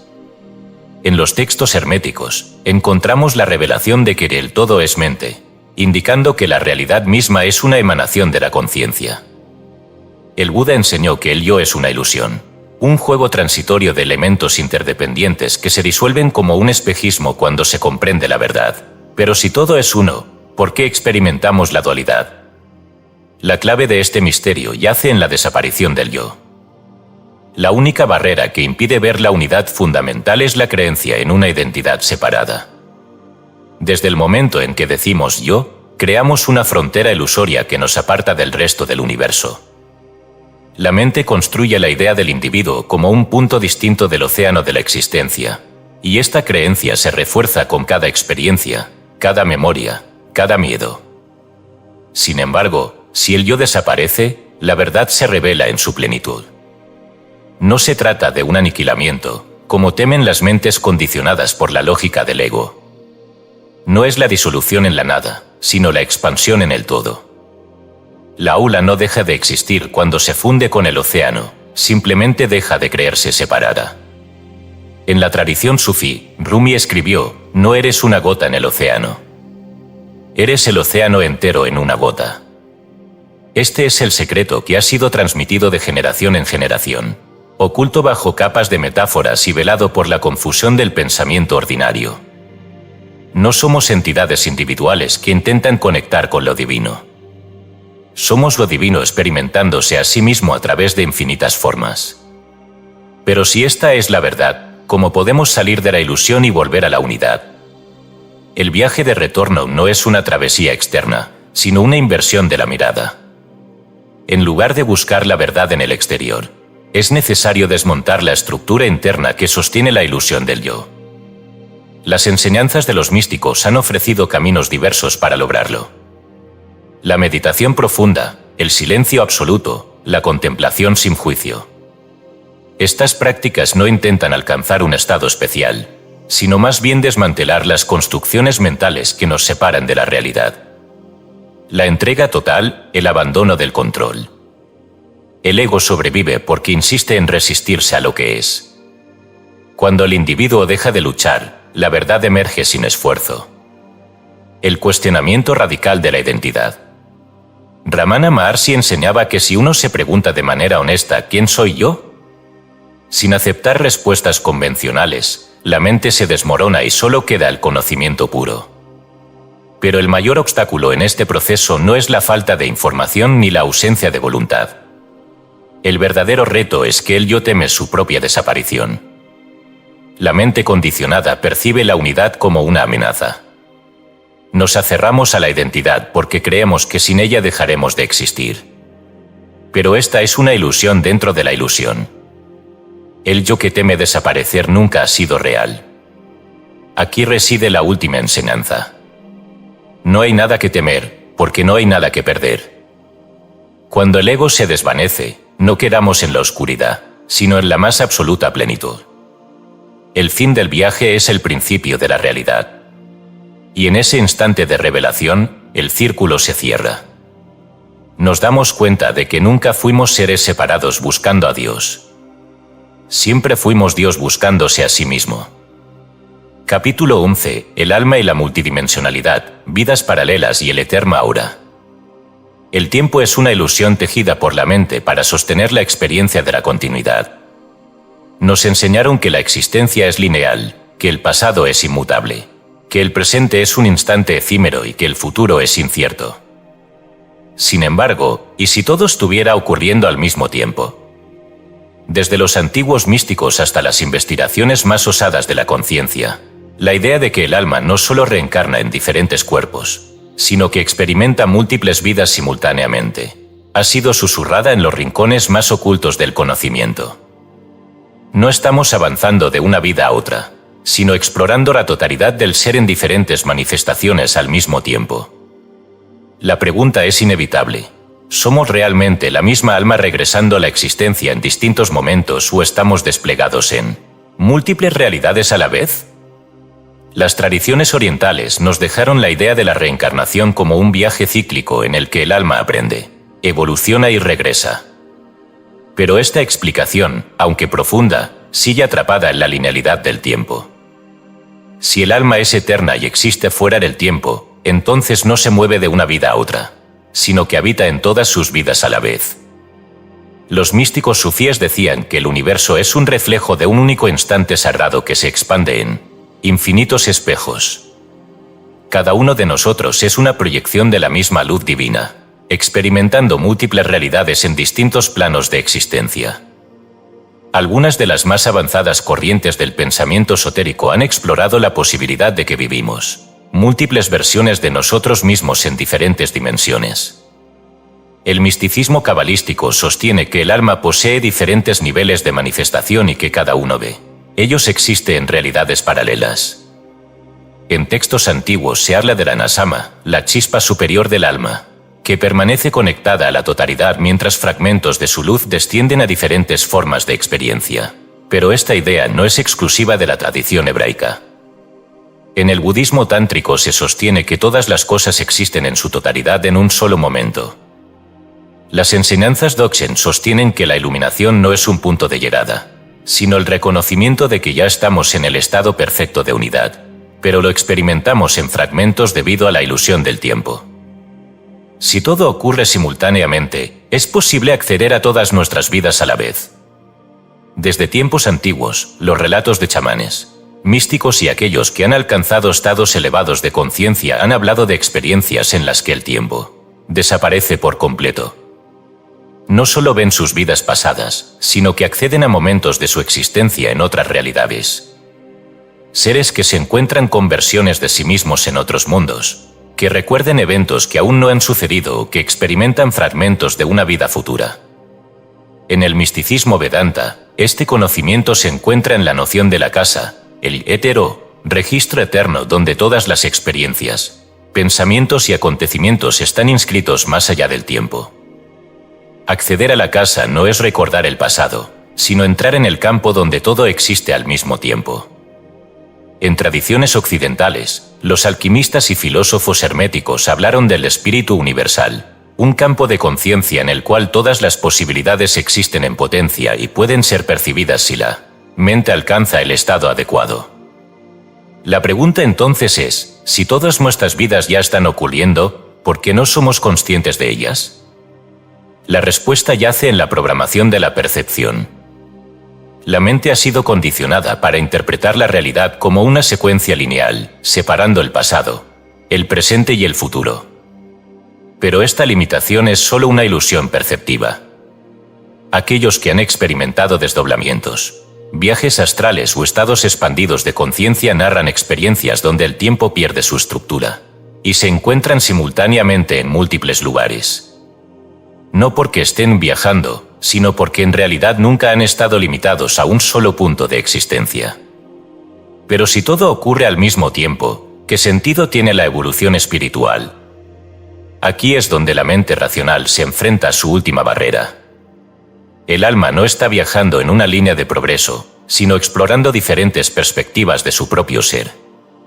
Es como un espejo fractal donde cada reflejo muestra una versión de la totalidad. No se trata de una escalera en la que subimos o bajamos, sino de un campo infinito donde el ser experimenta innumerables posibilidades simultáneamente. La verdadera iluminación no es alcanzar un destino, sino recordar que siempre hemos estado en todos los destinos a la vez. Esto plantea la última pregunta: ¿podemos acceder conscientemente a todas nuestras vidas? En los relatos de aquellos que han trascendido la limitación del yo individual, se habla de un momento en el que la separación desaparece. Las vidas pasadas dejan de ser recuerdos y se vuelven experiencias vivas. Las vidas futuras dejan de ser posibilidades y se convierten en realidades simultáneas. Aquí reside el secreto final. No somos seres atrapados en un flujo de tiempo, sino una sola conciencia explorando infinitas manifestaciones de sí misma. Al final, el alma no es una entidad moviéndose de un punto a otro, sino el mismo océano expresándose en innumerables olas a la vez. Y cuando comprendemos esto, la última ilusión desaparece, no hay vidas pasadas ni futuras, solo el eterno ahora donde todo está ocurriendo al mismo tiempo. Capítulo 12. El universo es una simulación. La realidad como holograma espiritual. Desde tiempos inmemoriales, la humanidad ha intentado responder a la pregunta fundamental: ¿qué es la realidad? Las antiguas civilizaciones, los místicos y los filósofos han ofrecido sus respuestas, muchas veces coincidiendo en una idea inquietante: el mundo que percibimos no es el mundo real. Las tradiciones espirituales más antiguas describían la existencia como un sueño, una ilusión, un velo que cubre la verdad última. En el hinduismo, el concepto de Maya define la realidad percibida como una proyección ilusoria que nos mantiene atrapados en la ignorancia. En el budismo, se enseña que la mente es la creadora del mundo, y que el sufrimiento surge de la identificación con esta ilusión. Platón, en su famosa alegoría de la caverna, comparó la existencia humana con prisioneros que solo ven sombras proyectadas en una pared, sin darse cuenta de la fuente de la luz que las genera. Hoy en día, la misma idea ha resurgido, pero con un ropaje diferente. Científicos y filósofos han comenzado a sugerir que el universo podría ser una simulación computacional, una matriz de información procesada en un nivel más profundo de la realidad. Esta teoría no surge de la especulación arbitraria, sino de hallazgos sorprendentes en el campo de la física teórica, la neurociencia y la informática avanzada. Pero, ¿qué significa realmente que el universo sea una simulación? Para responder a esta pregunta, debemos cuestionarnos primero qué es la materia. Desde la perspectiva clásica, la realidad es un conjunto de objetos físicos sólidos, pero la física moderna ha desmontado esa idea. Cuando se analiza la materia a nivel subatómico, se descubre que las partículas elementales no son objetos definidos, sino fluctuaciones de energía, probabilidades que solo se colapsan en una forma específica cuando son observadas. Si la materia no es realmente sólida, entonces la realidad tal como la concebimos es una construcción de nuestra mente. Esto se alinea con antiguas enseñanzas esotéricas que afirman que el universo es una proyección de la conciencia, un reflejo de la mente divina en movimiento. La hipótesis de la simulación propone que nuestra realidad es generada por un sistema de procesamiento de información. Algunos científicos han señalado que las estructuras matemáticas subyacentes en la naturaleza son sospechosamente similares a códigos de programación. En 2012, el físico James Gates descubrió códigos de corrección de errores, similares a los que se usan en la informática, dentro de las ecuaciones que describen el tejido del universo. Si el universo es un código, ¿quién o qué lo programó? Aquí entramos en un terreno filosófico y metafísico. Las antiguas tradiciones místicas ya hablaban de una mente cósmica o un arquitecto supremo, que diseñó el universo. En el gnosticismo, se menciona al demiurgo, un creador menor que habría fabricado el mundo material como una prisión para las almas. En el hermetismo, se enseña que el todo es mente, lo que sugiere que la realidad es el pensamiento de una conciencia suprema. Pero si vivimos dentro de una simulación, ¿es esto una prisión o una escuela? Algunas tradiciones espirituales sugieren que el mundo material es un campo de pruebas, un entorno diseñado para la evolución del alma. Los místicos han descrito estados de conciencia en los que la realidad pierde su solidez y se experimenta como un flujo maleable de energía e información. Esto se alinea con ciertos experimentos en los que se ha demostrado que la percepción influye en el comportamiento de la materia. Si el universo es una simulación, entonces la conciencia es la clave para hackearla. Los antiguos sabios enseñaban que la realidad responde a la intención y la percepción. El Kybalión, un texto hermético, afirma que el universo es mental, sugiriendo que todo lo que experimentamos es una manifestación de la mente.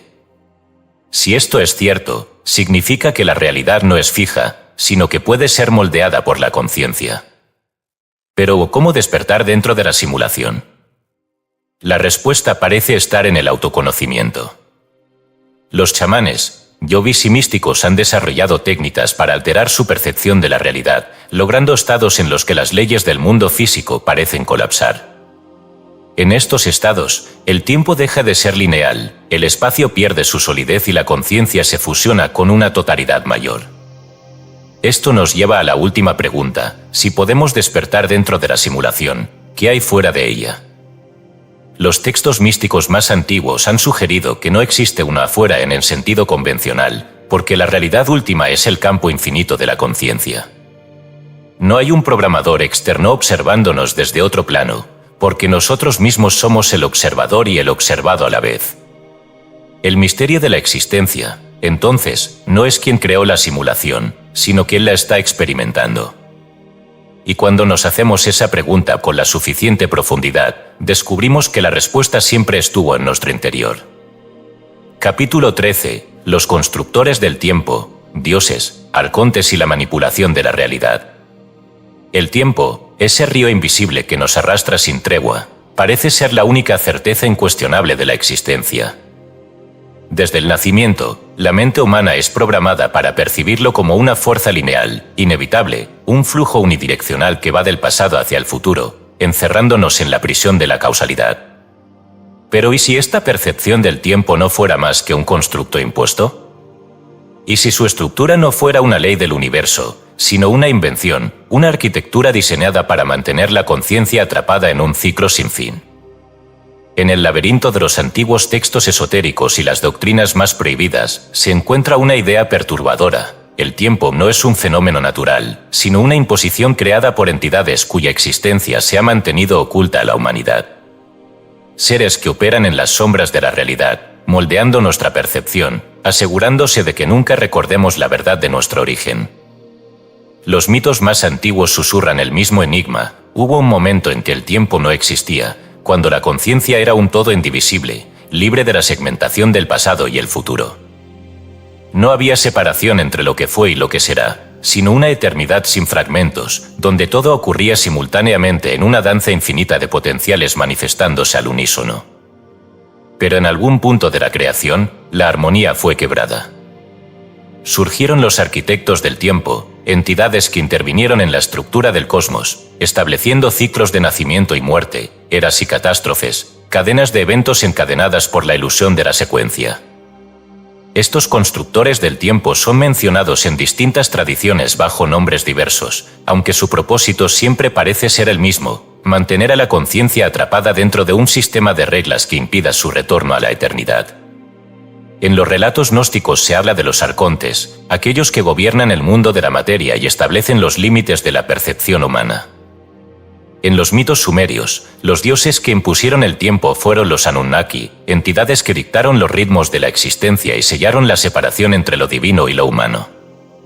Y en los textos herméticos, se describe el tiempo como el gran engaño de los sentidos, la malla que mantiene la mente esclavizada en un juego de sombras y reflejos. Si el tiempo no es un fenómeno natural, sino un sistema impuesto, entonces la verdadera pregunta no es cómo funciona, sino quién lo diseñó y con qué propósito. Si la eternidad es la naturaleza original de la conciencia, entonces el tiempo debe haber sido creado como una jaula para impedir que la mente recuerde su verdadera naturaleza. En los antiguos manuscritos del esoterismo se menciona que el universo fue estructurado por fuerzas que no desean que la humanidad despierte. Estas fuerzas no gobiernan por medio de la fuerza, sino de la ignorancia. No necesitan esclavizar los cuerpos cuando pueden esclavizar la percepción. Si una mente cree que su existencia está limitada por los años que puede contar, nunca sospechará que es inmortal. Si una mente cree que el pasado ya fue y que el futuro aún no existe, nunca comprenderá que todo está sucediendo al mismo tiempo. El tiempo se convierte, entonces, en el más sutil de los velos, el que separa la conciencia de su propia eternidad. El concepto de tiempo cíclico, que dominó la cosmovisión de civilizaciones antiguas, fue reemplazado gradualmente por la visión de un tiempo lineal e irreversible. En los albores de la humanidad, los pueblos comprendían que el tiempo no era una flecha que avanzaba sin retorno, sino una espiral, un patrón recurrente en el que los eventos no desaparecen, sino que se transforman y regresan bajo nuevas formas. Pero esta percepción fue erradicada. Se impuso la idea de un principio y un final, de un alfa y un omega, de un destino inamovible. Los calendarios que medían el flujo de los ciclos fueron sustituidos por relojes que dictaban el ritmo de la esclavitud. Se construyeron estructuras para reforzar la percepción del tiempo como algo mecánico, industrial, una fuerza que debía ser dominada a través del control de los segundos, los minutos y las horas. Lo que antes era un conocimiento sagrado sobre la naturaleza fluida del tiempo, se convirtió en una obsesión por medirlo, cuantificarlo y, sobre todo, obedecerlo. Si el tiempo es una prisión, entonces la clave de la liberación es comprender su verdadera naturaleza. Aquellos que han alcanzado estados elevados de conciencia han descrito la experiencia de ver el tiempo disolverse, de percibir el pasado y el futuro como una sola unidad, de recordar vidas anteriores no como eventos separados, sino como expresiones simultáneas de una misma esencia. Existen relatos de iniciados en los misterios que fueron capaces de manipular el tiempo, de alterar eventos ya ocurridos o de ver con claridad lo que aún no había sucedido. Si esto es posible, entonces la historia misma no está escrita en piedra, sino que es un campo de posibilidades maleables, un escenario en el que los acontecimientos pueden cambiar si la conciencia es capaz de romper la ilusión de la linealidad. Los constructores del tiempo, aquellos que establecieron las reglas de esta realidad, sabían que la única forma de controlar a la humanidad era fragmentando su percepción. Mientras el ser humano creyera que su existencia era un hilo que se desenrollaba hasta su inevitable fin, jamás sospecharía que en realidad estaba inmerso en un eterno presente, en el que todo está ocurriendo al mismo tiempo, pero en diferentes niveles de la percepción. No hay un solo futuro, hay infinitos. No hay un solo pasado, hay innumerables versiones de la historia, algunas de las cuales han sido suprimidas, enterradas, reemplazadas por narrativas artificiales diseñadas para reforzar la idea de que el tiempo es una fuerza inalterable. Pero si la historia puede ser alterada, si el pasado puede cambiar, entonces significa que el futuro también es moldeable. Y si el futuro puede cambiar, significa que la realidad no es más que un sueño sostenido por aquellos que creen en sus reglas. Las enseñanzas más ocultas han sugerido que la clave para romper el hechizo del tiempo es dejar de pensar en el cómo, una línea, y comenzar a experimentarlo como un campo. En los estados de profunda meditación, la mente puede experimentar la ausencia total de tiempo, el regreso a la eternidad, la sensación de que nunca hubo un antes ni un después, sino solo el ahora infinito. Algunas corrientes esotéricas han enseñado que este conocimiento se transmitía en las antiguas escuelas de misterios, donde los iniciados aprendían que el tiempo no es una limitación externa, sino una construcción interna.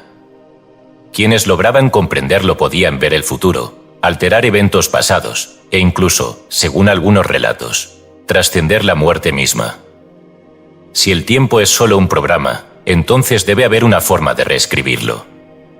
Y si la historia ha sido manipulada para mantener a la humanidad en la oscuridad, entonces significa que hay un conocimiento prohibido que puede devolvernos el control sobre nuestra existencia. Si todo lo que hemos aprendido sobre el tiempo es una mentira, entonces la pregunta final es inevitable. ¿Qué sucedería si todos despertáramos y recordáramos que nunca hemos estado atrapados? Si descubriéramos que la eternidad ha estado siempre aquí, esperando a que la veamos. Si comprendiéramos que la única barrera entre nosotros y la libertad es la creencia en una ilusión. Tal vez la gran enseñanza de los antiguos no era advertirnos sobre el tiempo, sino mostrarnos que el único enemigo que debemos vencer es el olvido de lo que realmente somos. Capítulo 14. El poder de la vibración, frecuencia, energía y creación consciente. Si todo en el universo se redujera a una sola esencia, a un principio fundamental que lo sostuviera todo, ¿qué quedaría? Más allá de la forma, de la sustancia y de la percepción sensorial, la respuesta siempre ha sido la misma en las tradiciones ocultas: vibración. La existencia es un canto eterno, una sinfonía de frecuencias que modela la realidad. Desde el antiguo misticismo hasta los estudios modernos sobre la resonancia, la verdad ha sido susurrada de generación en generación. Quien comprenda la vibración, comprende la creación misma. Todo lo que es, desde la piedra hasta el pensamiento, desde el silencio hasta la luz, es el resultado de una frecuencia específica, una energía en movimiento. Las enseñanzas más ocultas siempre han señalado que el sonido fue la primera manifestación del universo. El eco primordial que resonó en el vacío, la vibración inicial que dio origen a la materia. En el principio era el Verbo, se lee en el Evangelio de Juan, una frase que oculta en su interior una verdad insondable. La palabra, más allá de su significado literal, es el símbolo del sonido creativo, la energía vibracional que organiza el caos y le da forma a lo inmaterial. Pero esta enseñanza no es exclusiva del cristianismo, pues en las Upanishads se susurra que el Om es el sonido eterno del universo, el principio y el fin de todo lo manifestado, mientras que en la Cábala, el tetragramatón no es solo un nombre, sino una vibración divina que da estructura a la creación. Si todo lo que existe vibra, entonces la materia no es más que energía condensada, una oscilación que se densifica hasta volverse tangible. Esto implica que el mundo físico no es una realidad fija, sino un campo en constante cambio, moldeado por frecuencias que pueden elevarse o descender según la conciencia que las percibe. Esta es una de las enseñanzas más profundas del hermetismo, como es arriba, es abajo, pues si en lo más sutil del cosmos la vibración es el principio organizador, lo mismo ocurre en cada nivel de la existencia. Aquello que resuena en armonía con una frecuencia superior, se eleva. Aquello que es absorbido por una vibración baja, desciende. En la tradición esotérica, los grandes maestros siempre han enseñado que la realidad es un reflejo de la vibración de la mente.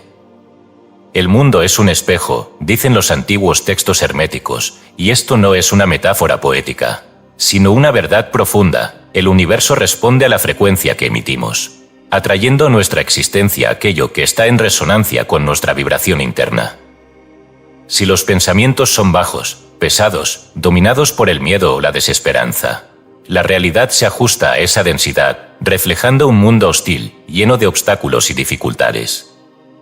Pero si la conciencia vibra en armonía con la expansión, con la confianza y con la plenitud, el universo entero se reorganiza para manifestar esa sintonía. Los antiguos sabios conocían este principio y lo utilizaban para alterar la realidad a voluntad. Los sonidos sagrados, los mantras, las palabras de poder, todas estas eran herramientas diseñadas no solo para invocar entidades o conectar con lo divino, sino para modificar la estructura misma de la materia. Se creía que ciertos tonos podían sanar, desbloquear la energía estancada e incluso alterar el curso del destino. No es casualidad que las grandes civilizaciones construyeran sus templos y monumentos siguiendo principios de resonancia armónica, pues sabían que la vibración podía amplificar la energía de un lugar, conectándolo con fuerzas superiores. Pero la enseñanza más oculta sobre la vibración es la que concierne a la conciencia misma. Si la materia responde a la frecuencia, significa que la mente es la clave para transformar la existencia. En algunos textos apócrifos se menciona que el ser humano ha olvidado su capacidad de alterar la realidad con la vibración de su pensamiento.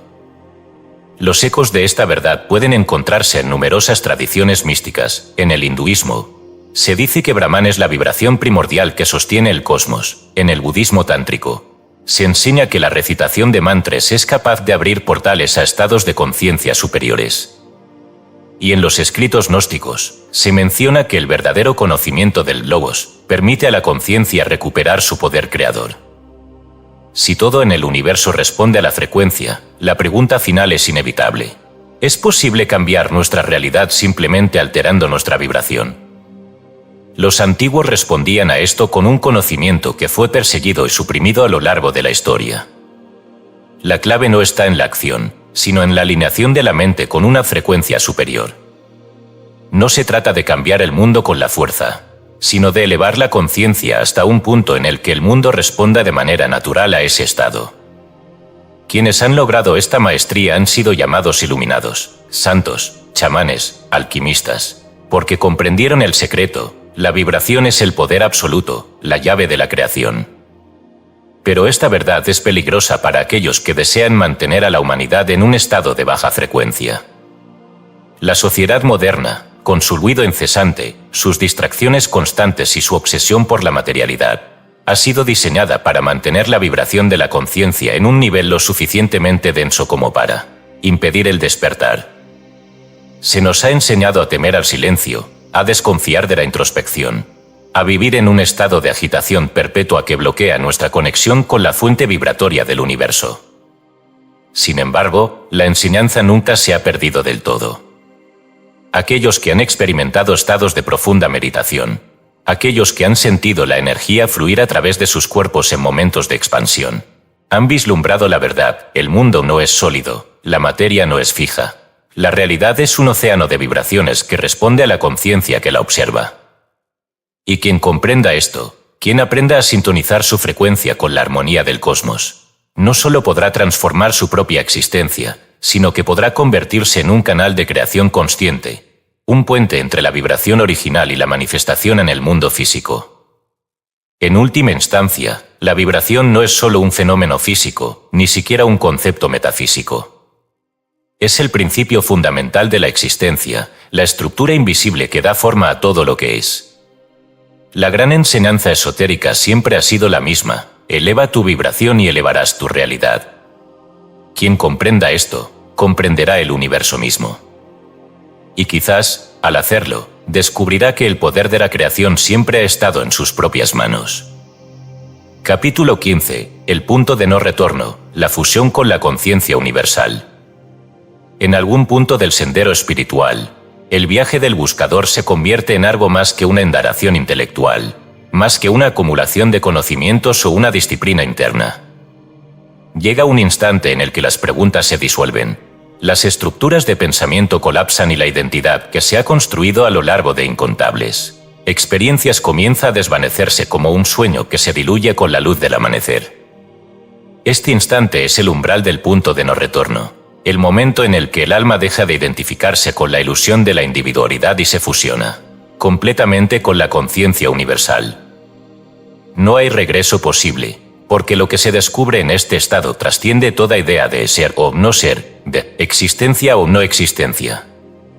Es el regreso definitivo a la unidad, el despertar final en el que el yo deja de ser un reflejo separado y se convierte en el océano mismo. Los místicos de todas las tradiciones han hablado de este estado con palabras que apenas pueden rozar su verdadero significado. En el Advaita Vedanta se le conoce como la realización del Brahman absoluto. En el budismo es el nirvana más allá del ciclo de nacimientos y muertes. Y en los textos védicos se describe como el Mahamabhi, el estado en el que el ser se disuelve completamente en la conciencia infinita, sin dejar rastro alguno de individualidad. Los sufíes lo llamaron fana, la extinción total del ego en la esencia de Dios. Pero todos estos términos apuntan a lo mismo, la disolución del pequeño yo en aquello que lo es todo. El error del intelecto es pensar que esto implica una desaparición en el vacío, como si la conciencia fuera aniquilada en el proceso. Pero no es así. Al contrario, la fusión con la conciencia universal es el despertar a la realidad absoluta. Es el momento en que el alma recuerda su verdadera naturaleza y comprende que nunca hubo separación, nunca hubo dualidad, nunca hubo un yo distinto de la totalidad. La mente, que siempre ha estado atrapada en el velo de la percepción limitada, finalmente se rompe como una burbuja que explota en el océano infinito del ser. Desde la antigüedad, los grandes sabios han tratado de describir este estado a través de parábolas y metáforas.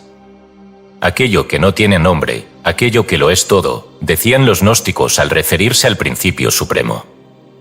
En el Tao Te Ching se menciona que el Tao que puede ser nombrado no es el verdadero Tao, porque cualquier intento de definirlo con palabras lo reduce a un concepto mental, cuando en realidad es la experiencia última de la totalidad.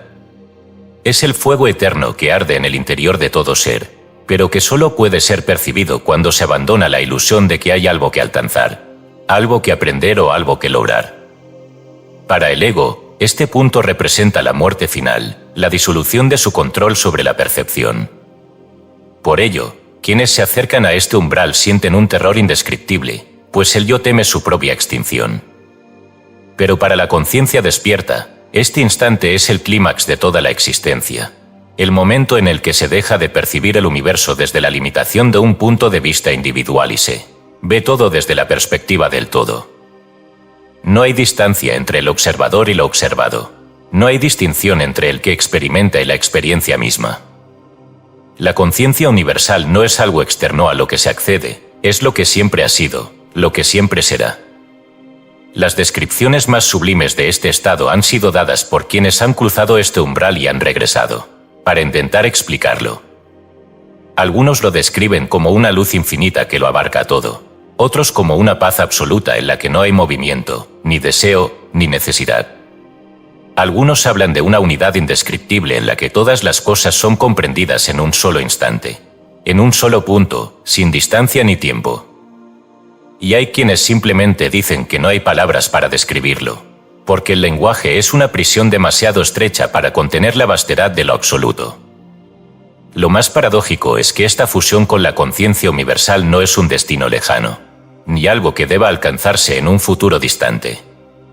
Es la realidad en este mismo instante, aquí y ahora. solo que el velo de la percepción fragmentada nos impide verlo. Desde esta perspectiva, el viaje del despertar no es un proceso de transformación, sino de recordación. No es llegar a un nuevo estado, sino darse cuenta de lo que siempre ha estado presente. Tat Tamasi, tú eres eso, susurran los Upanishads, recordando que no hay ninguna diferencia entre la esencia del individuo y la esencia del todo. Y sin embargo, el miedo al abandono del yo sigue siendo el último obstáculo. Se teme perder la individualidad, desaparecer en la inmensidad del infinito. Pero cuando se cruza el umbral, se descubre que la individualidad nunca fue real, que el yo siempre fue una ilusión creada por la mente, un sueño dentro del sueño. En ese instante, se comprende lo que siempre ha sido evidente: nunca hubo separación, nunca hubo distancia, nunca hubo una entidad distinta de la conciencia universal. Este es el punto de no retorno.